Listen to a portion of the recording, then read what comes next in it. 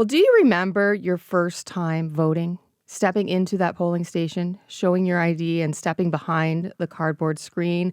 Then, marker in hand, it's your time to mark your choice and to join the democratic process. A small act, but a powerful moment. We have two young guests in our studio to give us a Gen Z perspective on the provincial election.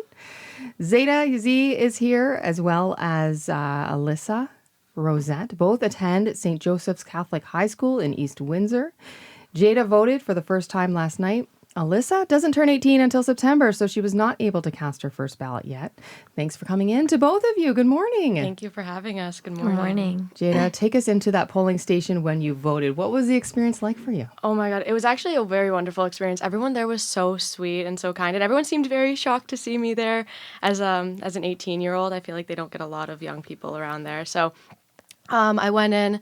It was really welcoming. It was really nice. They talked me through the whole process, and then as I was leaving, I kind of got a little talk through of getting the vote there. I was ready to go. I was ready to go out into the day and rule the world, but no, they told me to wait a second to make sure that my vote went in. But there is sort of that rush, and right? I was mentioning earlier, it doesn't really go away. Good. You're going to get that every time you go and vote, so maybe it's going to motivate you to go to get your dopamine levels up for the day, and then I'm so excited for the fall. I know. How did you come up and make your decision on who you were going to vote for? Honestly, it was a really tough decision for me. I've been following politics for a while. I've been trying to keep up, but for me, it honestly came down to there's so many aspects in the world right now that I had to take into consideration. One being my own future, my own personal future, and then trying to fit the rest of the world into that. And so for me, it honestly came down to my education.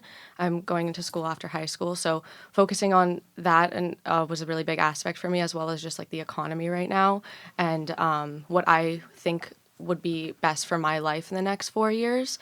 So yeah, taking all that into consideration, it was a tough decision. I was between, every party all at once, all the time. But I am happy with my decision, and kind of any party that I know every party has their ups and downs. So I'm kind of grateful for that as well. Alyssa, you weren't able to vote this time around. How did it feel to miss out? Well, to be honest, I'm not entirely too much involved, but I definitely seeing it everywhere around me. I've gotten curious and I want to learn more about it. And I honestly, now that the time's coming that I am starting to become eligible to vote, I'm actually very looking forward to that chance. And Ceyda, your friends who were eligible to vote, did they? No. No, yeah.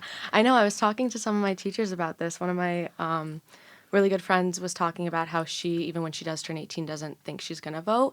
And I was saying, why not? Because I just find that, especially now, the younger generation, I feel like everyone's so intimidated with the fact of voting. There's so much to know. There's so much to learn. And even I'm not an expert, obviously, but I can sit here and say that I'm decently educated, and all it takes is a Google search or a couple YouTube videos. I feel like at least putting in the effort is something super important, but I find that a lot of young people don't want to put in the effort, and they're just kind of intimidated with the idea of making the wrong decision when in reality they almost feel the weight of the responsibility rather than the privilege of being able to vote. Exactly, yeah. Alyssa, the election was originally scheduled for June 2026. If it did go at that time, you would have been old enough to vote, I understand. Mm-hmm. Would you have voted? I would have. And how would you have prepared to decide which candidate you were going to vote for? Well, my family is very passionate about politics, especially my grandpa, since back home in the Philippines, he was part of the military. He has a strong passion for it. I would probably ask him, hopefully for the unbiased view of it. Then I would probably go my way watching probably debates, videos, and like Ceyda said, I would probably do my own research and find reliable sources and get hopefully an understanding of who would have the same values and needs that I would want. I was going to ask you, but you sort of answered it there. Is it the candidate that you would sort of try and identify with, or would it be their thought process and how they make decisions and their ideology? How deep would you go? I try to make it broad, but I definitely want to look at various aspects of things, right? You don't only want to judge the person, but definitely how they would approach a situation, how they would say it, Yeah. And yourself, did you feel you needed to sort of get to know the candidate themselves, or was it more about the party they represented?